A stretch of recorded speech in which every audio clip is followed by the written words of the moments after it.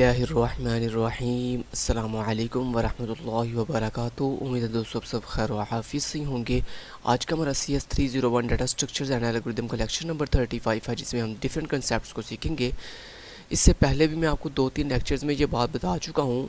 एक स्टूडेंट ने पीछे वाली जो मैंने वीडियो लेक्चर नंबर 34 अपलोड किया था, उसमें मुझे क्वेश्चन किया था कि क्या सर हमें कोड जो है, ये जो लेक्चर्स के अंदर कोड गिवन होते हैं, क्या ये आएंगे। तो मैं इसका आपको बता दूं कि सबसे पहले ये आपने हमेशा याद रखना है कि विजुअल वाले मोस्टली कोड नहीं पूछते, बहुत कम कोडिंग पूछते हैं, ठीक है। और अगर पूछें भी तो भाई किसी रीज़नेबल जो है वो आपसे कोड पूछेंगे। लाइक रीज़नेबल मीन जैसे लिंक्ड लिस्ट का कोड पूछ लिया, जैसे उन्होंने आपसे बाइनरी सर्च ट्री का कोड थोड़ा सा पूछ लिया कि लाइक उसमें इंसर्ट का कोड लिख के दिखाओ, इस तरह से कोई रीज़नेबल हो, ठीक है। तो ये जो चैप्टर्स हैं ना, जो हम पढ़ रहे हैं लेक्चर नंबर 31 से लेकर लेक्चर नंबर 39 तक, मैं आपको पीछे वाली वीडियो में बताया था, उससे पीछे वाली वीडियो में बताया था कि ये इतने इंपॉर्टेंट नहीं हैं। इन चैप्टर्स को जस्ट आपने एक कंसेप्ट्स के लिहाज से सिर्फ क्लियर करना। जस्ट जैसे ये ना कि इक्विवेलेंस रिलेशन, सिर्फ इसका आपको पता होना चाहिए कि ये क्या चीज़ है, ठीक है। बस इसका पॉइंट आपको एक लाइन में कवर हो या इसकी डायग्राम आपको याद होनी चाहिए, ठीक है।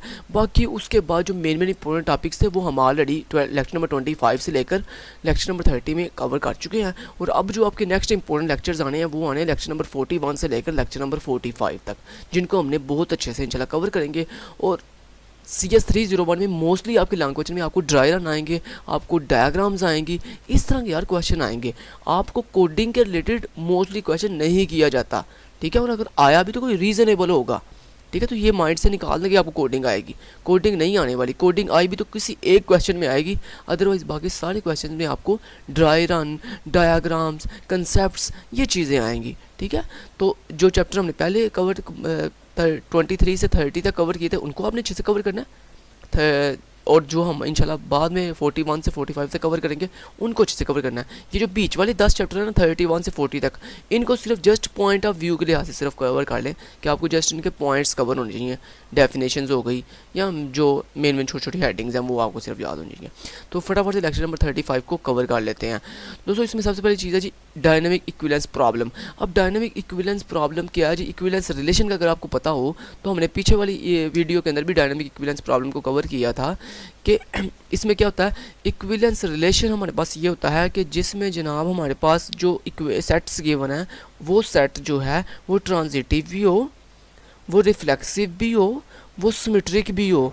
तो जिस सेट के अंदर ये तीन काइंड्स ऑफ रिलेशन पाई जाएं, यानी वो ट्रांजिटिव भी हो, रिफ्लेक्सिव भी हो और सिमेट्रिक भी हो, अगर ये तीनों प्रॉपर्टीज़ पाई जाएं तो आपने कहना है this is a equivalence relation set, कि इस सेट के अंदर इक्विवेलेंस रिलेशन पाया जा रहा है। बस यही इसके बारे में थोड़ा सा कंसेप्ट था। उसके बाद इस चीज़ को ना डायनामिक इक्विवेलेंस प्रॉब्लम को उसने ये एग्जांपल के जरिए कवर किया हुआ है। इस एग्जांपल को करने से पहले मैं आपको छोटा सा एक पॉइंट क्लियर करवाना चाहता हूँ दोस्तों। जब भी आप जो है ना वो डिसजॉइंट सेट्स या इक्विवेलेंस रिलेशन करते हो ना, तो उसके सेट्स बनाने से पहले आपने ये तीन ऑपरेशन परफॉर्म करने होते हैं, जो मैं आपको अभी बताने लगा। यही तीन ऑपरेशन इस पूरे चैप्टर नंबर 35 में अगर आपको क्वेश्चन आता ना डायनामिक इक्विवेलेंस प्रॉब्लम, तो भाईजान आपने यही जो चीज़ बताने लगा यही परफॉर्म करके नहीं पेपर के अंदर, ठीक है।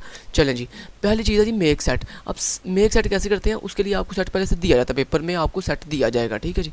लेट से आपको सेट दिया जाता है 1 2 एंड 3, ठीक है जी। लेट्स से ये एक सेट दिया जाता है, आपको कहा जाता है ये सेट है आपका। और तो आपने पहला स्टेप में क्या करना, मेक सेट और आगे ये सेट लिख देना जो आपको गिवन होगा। तो पहला स्टेप आपने ये परफॉर्म कर दिया। ये बता रहा हूँ लेक्चर नंबर 30 पूरे लेक्चर नंबर पूरे 35 पर निचोड़ है, ये बात निचोड़ है, समझ लें आप। यानी ये आप समझ लें पूरा लुब्बे लुबाब है इस पूरे चैप्टर का। अगर आप ये तीन कंसेप्ट आपको कवर हो गए तो इंशाल्लाह आपका ये पूरे चैप्टर का जो अगर आपको क्वेश्चन आएगा ना 2 नंबर में या 3 नंबर में, तो आप ये जो तरीका बताने लगा ये करके आएंगे तो इंशाल्लाह आपका बिल्कुल एग्जैक्ट आंसर आएगा। अच्छा जी, नेक्स्ट है जी फाइंड रिलेशन। अब फाइंड रिलेशन का क्या मतलब है? फाइंड रिलेशन का मतलब ये है कि आपको ये जो सेट दिया था जिसको आपने मेक सेट किया है, इसमें देखना आपने कि किसका रिलेशन किसके साथ है, ठीक है। और ये आपको रिलेशन भी दिए जाएंगे। तो फिर आपने लेट से आपको पेपर में कहा जाता है, एक सेट दिया जाता है, कहा जाता है कि 1 का रिलेशन 2 के साथ है, और फिर कहा जाता है 2 का रिलेशन 3 के साथ है। तो आपने ये इस स्टेप में क्या किया है, फाइंड रिलेशन में आपने रिलेशन फाइंड करने हैं कि 1 का रिलेशन जो है, आपने कहा कि ये एक सेट बन गया जिसको आपने S का नाम दे दिया, S का नाम दे दिया। आपने कहा S इक्वल टू जो मेरा S सेट है उसमें आपने कहा 1 का रिलेशन 2 के साथ है और 2 का रिलेशन 3 के साथ है। दिस इज़ अ सेट, ठीक है, जिसमें ये क्या है, इक्विवेलेंस रिलेशन, यानी इनमें रिलेशन पाया जा रहा है। इन तीनों ये सेट्स जो एलिमेंट्स हैं इनमें क्या पाया जा रहा है, हमारे पास रिलेशन मौजूद है, इसलिए हमें इसको हमने ये फाइंड करना होता है। दूसरा स्टेप क्या जी, फाइंड रिलेशनशिप या रिलेशन, ये आपने फाइंड कर लिया। ओके जी, अब आपने इनका यूनियन करना है। तो यूनियन कैसे करते हैं, यूनियन सिंपली आपने ऐसे करना है, ये देखें ज़रा, जो पहला आपके पास एलिमेंट गिवन है उसके लिए आपने ऐसे एक सर्कल ड्रा करना है, उसमें लिखना जी 1, यानी जो भी आपके पास एलिमेंट गिवन है 1 है, 5 है, किन्जा है, सना है, माहम है, खिज़र है, अली है, जो भी गिवन है आपको वो आपने ऐसे लिख के एक सर्कल बना के उसमें लिख देना कि ये मेरा पहला एलिमेंट है। उसके बाद आपने कहना जो दूसरा जिसके साथ उसके साथ रिलेशन, जिसका पहले एलिमेंट का दूसरे के साथ जो रिलेशन है उस रिलेशन को शो करने के लिए इस तरह आपने एक और सर्कल बनाना है, ठीक है। और उसमें आपने दूसरे एलिमेंट का नाम लिख देना जो भी आपको गिवन है, तो मैंने 2 लिख दिया। और उसके बाद इस तरह आपने एक एरो बनाना है, इसको हम कहते हैं यूनियन। तो इस तरह आपने एरो बना के आपने कहना ये लें जी, ये एरो आप ऊपर की तरफ बना दें, नीचे की तरफ, या एरो नाम बना के सिंपल ऐसे लाइन भी लगा दे तो ये आपका यूनियन फाइंड हो जाएगा। तो आपने कहा कि ये तीसरा स्टेप है आपका, ठीक है। यूनियन कैसे निकालते हैं, बेसिकली आपको पता ना कि यूनियन का मतलब ये होता है कि जितने भी आपको नंबर ऑफ एलिमेंट्स गिवन है उन सबको एक सेट में ही लिख देना, यूनियन कहलाता है। तो जब हमने कहा जिसका आपस में रिलेशन, हमने कहा 1 का 2 से रिलेशन है, तो हमने कहा 1 का 2 से रिलेशन है। उसके बाद हमारे पास तीसरा एक एलिमेंट है जिसका 2 के साथ रिलेशन है, हमने एक और बॉक्स बनाया जिसमें लिखा दिया हमने 3, और हमने इस तरह एरो लगा दिया कि हमने कहा जी आगे से 3 जो है वो रिलेट कर रहा है 2 के साथ, दिस इज़ द यूनियन। तो ये इसका बन गया यूनियन। तो ये जनाब आपका पूरे लेक्चर नंबर 35 का पूरा लुब्बे लुबाब था जो मैंने आपको छोटे से कंसेप्ट में कवर कर दिया है। पहले मेक सेट करते हैं, फिर उसके बाद फाइंड रिलेशन करते हैं, फिर उसके बाद उन रिलेशन के मुताबिक उनका यूनियन बना देते हैं इस तरह से, ठीक है। चलिए अब आते हैं यहाँ पे पढ़ते हैं जी। सबसे पहले जी एग्जाम्पल 1 के अंदर उन्होंने यही चीज़ जो मैंने आपको अभी भी करवाई है ना, ये उन्होंने कवर की हुई है यहाँ पे। तो नीचे आ जाए आप, तो यहाँ पे अब देखें ये आपको ये क्या जी, मेक सेट, ये देखें ये जो पहला स्टेप मैंने किया ना मेक सेट, ये वाला ये मेक सेट, तो ये बेसिकली ये किया हुआ उन्होंने, ये देखें 8 एलिमेंट्स का एक सेट बनाया हुआ है, 8 एलिमेंट का एक उन्होंने सेट बनाया हुआ है, 1 2 3 4 5 6 7 8, तो 8 सेट्स हो गए, ठीक है। ओके जी, अब देखिए उन्होंने क्या किया। अब सेकंड स्टेप क्या जी, फाइंड रिलेशन। अब फाइंड रिलेशन आपने नहीं किया, उन्होंने बल्कि आपको बताया हुआ है। देखिए वो कहते हैं जी द कॉल यूनियन 5 6 का मतलब क्या है, कि मतलब इसका कि उन्होंने कहा फाइंड रिलेशन में उन्होंने क्या कहा, कहते हैं जो 5 है ना इसका रिलेशन है 6 के साथ। उसका मतलब कि हम कैसे लिखेंगे इसे, हम लिखेंगे 5 का रिलेशन है 6 के साथ, तो इसका मतलब है 6 5 के नीचे आ जाएगा, ऐसे ही है ना। जैसे मैंने यहाँ पे बताया कि पहला जो एलिमेंट गिवन होता है उसको ऊपर लिख देते हैं और उसके बाद दूसरे को नीचे लिख के ऐसे एरो लगा देते हैं। तो ये देखें उन्होंने वही सीन किया, ये देखें नीचे वाली डायग्राम के अंदर। तो यहाँ पे देखें the call union 5 6 means merge the set 5 and 6, return the new set developed due to the merge of the set 5 and 6। तो ये देखें ये 5 6 को उन्होंने मर्ज कर दिया आफ्टर यूनियन। तो ये यूनियन जब मैंने किया, जिस तरह मैंने यहाँ भी यूनियन किया, आपको 1 2 का मैंने यूनियन किया, तो ये सेट बन गया हमारे पास नया, ठीक है जी। तो इस तरह उन्होंने देखें ये किया हुआ है, तो 5 6 का एक सेट बन गया। तो ये आपस में मर्ज हो गए हैं। मर्ज कैसे हुए हैं, क्योंकि ये आपस में क्या है, इनके आपस में रिलेशन पाया जा रहा है। देखो उन्होंने एरो भी लगाया हुआ है, ठीक है जी। तो ये क्या ये यहाँ पे शो हो रहा है कि यानी 6 का 5 सारा रिलेशन है। इसी तरह नेक्स्ट उन्होंने क्या कहा जी, नेक्स्ट चलते हैं। नेक्स्ट देखिए अब उन्होंने जनाब कहा हुआ है यहाँ पे कि यूनियन 7 8। 7 8 का मतलब क्या है कि 7 का 8 के साथ रिलेशन है। अब 7 ऊपर आ जाएगा 8 नीचे आ जाएगा, तो एरो लगा देंगे आप। तो ये देखें यूनियन आफ्टर यूनियन 7 8, तो आपने कहा कि 7 का 8 जो है वो बिलोंग कर रहा है 7 से, यानी 8 का रिलेशन बन रहा है 7 के साथ। तो इस तरह ये बन गया, तो 7 आपका रूट नोड बन गई, ठीक है, इस सेट के लिहाज से, और 8 आपका उसका चाइल्ड बन गया। चलिए जी नेक्स्ट चलते हैं। उसके बाद उन्होंने यहाँ पे क्या कहा हुआ है, उन्होंने कहा जी जनाब आपका जो 5 6 7 8 है ना ये आपस में मर्ज होंगे, क्योंकि इनका आपस में रिलेशन है। तो कैसे बनाएंगे हम ये रिलेशन, हम सिंपल पहली वैल्यू क्या जी 5, ठीक है जी, वो 5 ऊपर आ जाएगा, और जो आपका ये जो पहले से यानी सेट बना हुआ था, जो यानी आपने ये कंबाइन किया हुआ था, इसको हम इसके साथ ऐसे अटैच कर देंगे, यानी ये एरो के साथ, ये देख रहे हैं एरो, इस एरो के साथ हमने ऐसे ज्वाइन कर दिया। ये बेसिकली अभी क्या शो कर रहा है, ये एरो शो कर रहा है कि 7 8 रिलेट कर रहे हैं 5 से, और 6 भी रिलेट कर रहा है 5 से। तो ये मतलब है इसका। नेक्स्ट देखिए अब, नेक्स्ट उन्होंने कहा जी जनाब आपका आफ्टर यूनियन 3 4 मीन के 4 जो है वो रिलेट कर रहा है 3 से, यानी इनका आपस में रिलेशन है। तो इसका मतलब 3 ऊपर आ जाएगा 4 नीचे आ जाएगा, और हम ऐसे एरो लगा के शो कर देंगे कि इनका आपस में रिलेशन है। अब अगर वो ये कहता है कि इस पूरे सेट का, ये जो 5 6 7 8 है, इस पूरे सेट का रिलेशन है 3 के साथ, तो हम कैसे शो करेंगे, हम सिंपल एक एरो लगाएंगे जो कि 5 से 3 की तरफ मूव करेगा। तो यहाँ पे देखें नेक्स्ट सेट में उसने लाजमी किया होगा, ये देख रहे हैं, ये देखें एक एरो लगाया जो कि ये शो कर रहा है कि 5 इस पूरे सेट का, जिसमें 4 एलिमेंट हैं 5 6 7 8, इस पूरे सेट का रिलेशन है 3 के साथ। तो ये देखें, ये एरो हमने 5 से 3 की तरफ लगा दिया, जो कि इस पूरे सेट को रिप्रेजेंट कर रहा है कि ये पूरा सेट 3 का चाइल्ड है, और 3 यहाँ पे रूट नोड है आपकी। ठीक है जी। तो आफ्टर यूनियन 4 5, ठीक है जी। ओके जी। तो ये करने के बाद यहाँ पे देखें, तो यहाँ पे आपका ये छोटा सा उन्होंने बताया जी कि हम अपनी हर पेरेंट नोड को क्या करते हैं, -1 के इक्वल कर देते हैं फर्स्ट टाइम, ये फर्स्ट टाइम करते हैं, और उसके बाद जैसे उनके रिलेशन बनते हैं वैसे वैसे हम उनका रिलेशन शो करके उनको ऐसे एरे की फॉर्म में भी शो कर सकते हैं। अभी इन्होंने नेक्स्ट पार्ट में एक अरे बनाई हुई होगी, वहाँ पे शो किया होगा। तो यहाँ पे देखें, पहले मैं आपको बताता हूँ जी, सबसे ये देखें, ये यूनियन कर रहे हैं। ठीक है जी। यहाँ पे ये फार्मूला छोटा सा कोड क्या है जी, ये यूनियन का कोड है जो यूनियन कर रहा है। ठीक है जी। जो रूट आई फाइंड आई करता है, यानी आई कहाँ पे पड़ा हुआ, फाइंड करके रूट आई को दे देता है, और अगर जे है तो जे फाइंड हुआ है तो वो उठा के रूट ऑफ जे को दे देगा। ठीक है जी। तो सिंपल, ये इतना सा छोटा सा कोड है, ये बड़ा सिंपल सा। अच्छा, उसके बाद एग्जांपल 2 आ गया जिसमें उन्होंने यही चीज़ समझाई हुई है दोबारा से फिर, लेकिन इसको अब एक अरे की फॉर्म में कन्वर्ट किया हुआ है। ये देखिए, मैं आपको समझा देता हूँ अरे का मतलब क्या। यहाँ पे देखिए, सबसे पहले वो 8 एलिमेंट्स थे। ठीक है। उन 8 एलिमेंट्स की उन्होंने एक अरे बनाई, और उन अरे के अंदर तमाम इंडेक्स, यानी वो जो हमारे पास पोजीशन थी 1 2 3 4 5 6 7 8, उन तमाम अरे की पोजीशंस को -1 से इनिशलाइज कर दिया। ठीक है। ओके जी। जब -1 से इनिशलाइज किया, अब फर्स्ट आपका सेट कौन सा बना था, 5 और 6 का। तो यहाँ पे 5 6 का मतलब ये है भाई कि 5 वैल्यू है और 6 पोजीशन है, यानी 6 वाली पोजीशन पे जाके आपने इस -1 की जगह पे ये 5 वैल्यू पुट कर देनी है। ये मतलब है इसका यूनियन का। ठीक है। तो यहाँ पे ये जो आप कर रहे हो ना, ये जो आप कर रहे हो, लाइक मैं आपको दोबारा समझा देता हूँ। लाइक ये जो आप कर रहे हो ना कि 2 का रिलेशन 1 के साथ, इसका मतलब क्या है, इसका मतलब ये है कि लेट्स से आपके पास पोजीशन नंबर 2 है, और उस पोजीशन नंबर 2 के ऊपर जाके वैल्यू क्या पुट कर दो, 1 पुट कर दो। ठीक है जी। इसी तरह ये 3 और 2 का मतलब बोला क्या, इस 3 और 2 का मतलब ये है कि लेट्स से अरे के अंदर एक पोजीशन नंबर 3 है, ये जो नीचे वाला होता है ना, ये आपकी पोजीशन शो कर रहा है, और ये जो है ऊपर, इसके ऊपर जो यूनियन आपने किया हुआ है, ये उसकी वैल्यू शो कर रहा है। यानी वो कह रहा है कि 3 वाली पोजीशन पे जाके 2 रख दो, ये मतलब है इसका। तो यहाँ पे देखें, उसने ऐसे किया हुआ है कि वो बस बेसिकली वो कह रहा है कॉल करो, ये 5 और 6 का आपस में रिलेशन है, तो इसका मतलब है 5 पहले या 6 बाद में, तो यानी वो कह रहा है 6 वाली पोजीशन पे जाके 5 वैल्यू पुट कर दो।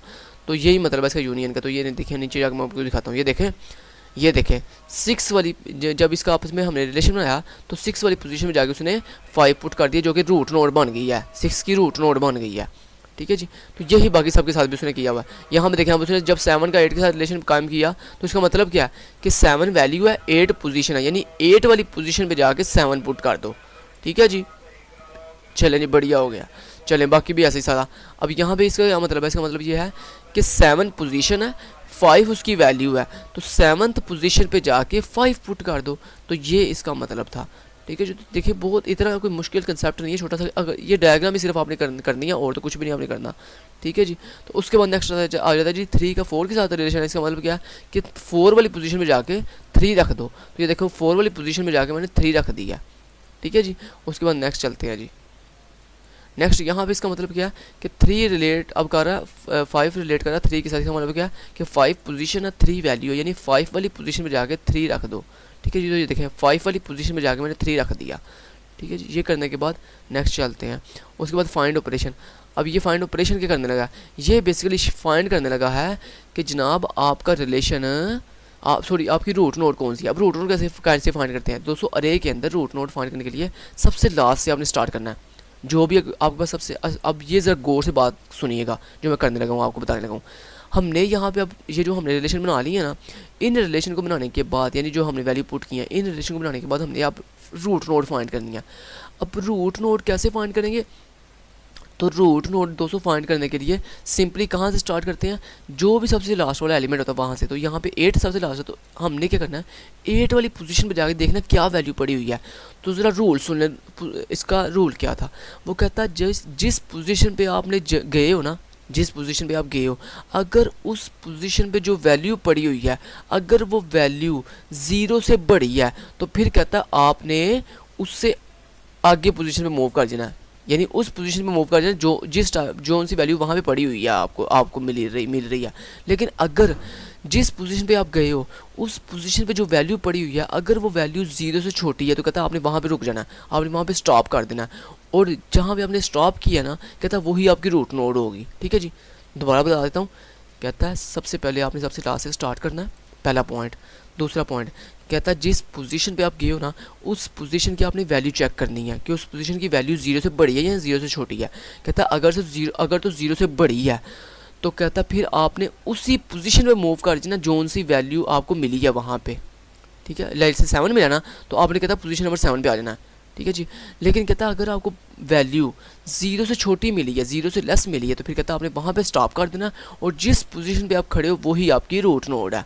तो यहाँ पे देखें सबसे पहले मैं आपको करके दिखाता हूँ, आपको समझ आ जाएगी। देखिए सबसे पहले मैंने लास्ट से स्टार्ट किया 8 पोजीशन से, तो मैंने देखा 8 में क्या पड़ा हुआ है 7, तो मैं पोजीशन नंबर सॉरी पहले मैंने चेक किया कि क्या 7 0 से ग्रेटर है, yes 7 is always greater to 0, तो लिहाजा मैं मुझे वैल्यू मिली 7, तो मैं पोजीशन नंबर 7 पे आ गया। ये देखें पोजीशन नंबर, ये एरो बेसिकली आपको शो कर रहा है, मैं पोजीशन नंबर 7 पे आ गया। अब पोजीशन नंबर 7 पे जैसे ही मैं आया तो मैंने देखा मुझे क्या वैल्यू पड़ी हुई है, तो ये जो वैल्यू है 5, ये क्या 0 से बड़ी है, यस 0 से बड़ी है। तो आपने क्या करना है, इसका मतलब है अगर ये 0 से बड़ी है तो आपने ये जो वैल्यू आपको मिली है ना इस पोजीशन पे चले जाना। तो आपको क्या वैल्यू मिली है 5, यानी आपने यहाँ से पोजीशन नंबर 5 पे आ गए। तो ये है जी पोजीशन नंबर 5। तो पोजीशन नंबर 5 पे आया जब मैं, तो यहाँ पे वैल्यू क्या पड़ी हुई है 3। अब 3 क्या 0 से बड़ा या छोटा है, तो 0 से ग्रेटर है। तो लिहाजा अब यहाँ से आपने क्या वैल्यू आपको मिली है 0 से बड़ी 3, तो आपने पोजीशन नंबर 3 पे चले जाना। तो ये देखें ये एरो लगा हुआ है, कहता है पोजीशन नंबर 3 पे चले जाओ। ये मैं आ गया पोजीशन नंबर 3 पे। जैसे ही मैं पोजीशन नंबर 3 पे आया तो वहाँ पे आके मैंने देखा क्या वैल्यू पड़ी हुई है -1। तो क्या -1 0 से छोटा होता है, yes -1 is always less to 0। लिहाजा उसने क्या कहा था, जहाँ पे आपको 0 से छोटी वैल्यू मिले वहाँ पे आपने रुक जाना और वही पोजीशन आपकी रूट नोड होगी। तो लिहाजा देखें इसका मतलब है हमारी रूट नोड क्या है यहाँ पे 3, और वाकई ये सच्ची बात है। ये देखें इन तमाम का रिलेशन किसके साथ है, 3 के साथ। तो यहाँ पे हमारी रूट नोड कौन सी है 3, जैसे यहाँ पे हमारी रूट नोड कौन सी है 1, जो सबसे ऊपर होती है वो हमारी रूट नोड होती है। तो यहाँ पे देखें यहाँ पे हमारी रूट नोड है 3, तो ये देखें हमने फाइंड कर लिया। तो ये मैंने आपको हिंट बता दिया कैसे फाइंड करते हैं कि रूट नोड हमारी कौन सी है अरे के अंदर, ठीक है जी। तो यही सिंपल सा फंडा था इसका। उसके बाद रनिंग टाइम एनालिसिस के बारे में वो आपको बता रहा, कहता जी union is clearly a constant time operation. कहता है जब हम यूनियन करते हैं ना किसी भी अरे के अंदर वैल्यूज़ का, तो कहता है ये सेट्स का, तो कहता है वो एक कांस्टेंट टाइम लगाता है। यानी फ़र्ज़ करें कांस्टेंट टाइम का मतलब क्या है, कांस्टेंट टाइम का मतलब यह है कि 2 मिनट लगा सकता है, 1 सेकंड लगा सकता है, 0.5 मिली सेकंड लगा सकता है। This is a constant time, ठीक है जी। उसके बाद देखिए नेक्स्ट कहता है जी running time of find I is proportional to height of the tree containing node I. कहता है ये जो रनिंग टाइम है ना, रनिंग टाइम ऑफ फाइंड ये जो हम फाइंड कर रहे हैं कि किसका किसके साथ रिलेशन है, कहता है इसके ऊपर हाँ टाइम लग सकता है। और इसके ऊपर कितना टाइम लगेगा, कहता है ये प्रोपोर्शनल होगा ट्री की हाइट के मुताबिक।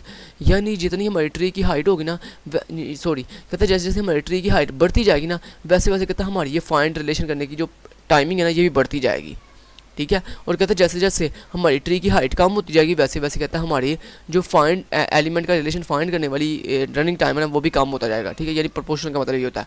उसके बाद कहता है this can be proportional to n in the worst case but not always का मतलब क्या है, चलिए पहले इसको पढ़ते हैं। कहता है जनाब ये प्रोपोर्शनल किस सूरत में होगा, जिस सूरत में आपके ये कहता है ये प्रोपोर्शनल एन के मुताबिक टू एन का मतलब ये जितनी नंबर ऑफ़ नोड्स हैं। कहता है जनाब आपके ट्री में जितनी नंबर ऑफ़ नोड्स हैं उतना टाइम आपको लग सकता है फाइंड के दौरान, लेकिन शर्त यह है कहता है वो वर्स्ट केस होगा। वर्स्ट केस का मतलब होता है बुरे से बुरा केस, इसका मतलब हमें एक चीज़ समझ आ गई। कहता है बुरे से बुरे केस के अंदर ना आपकी जितनी नंबर ऑफ़ नोड्स हैं ट्री के अंदर कहता है उतना टाइम आपको लगेगा फाइंड करते हुए। लेकिन कहता है ये हर दफ़ा ऐसा नहीं होगा। अगर कहता है आपका बेस्ट केस है तो बेस्ट केस में ऐसा नहीं होगा, उसमें फिर आपको कांस्टेंट टाइम ही लगेगा, यानी हाइट के मुताबिक ही टाइम लगेगा। चलें जी। उसके बाद कहता है जी goal modify union to ensure the height stay small. कहता है हम मॉडिफाई करते हैं यूनियन को, गोल हमारा कहता क्या है, हमने गोल ये अचीव करना होता है कि हमने मॉडिफाई करना था यूनियन को ensure that heights that stay small, के जो हाइट्स जो है ना वो हमारी स्मॉल रहे, ठीक है, छोटी रहे। तो ये मतलब है इसका। चलें जी बस हमारा लेक्चर नंबर 35 ख़त्म। बस इसके मेन पॉइंट्स मैंने आपको बहुत डिटेल से बता दिए फिर भी, तो इंशाल्लाह उम्मीद करता हूँ आपको समझ आई होगी। Thank you so much. Till then guys take care, अल्लाह हाफिज़।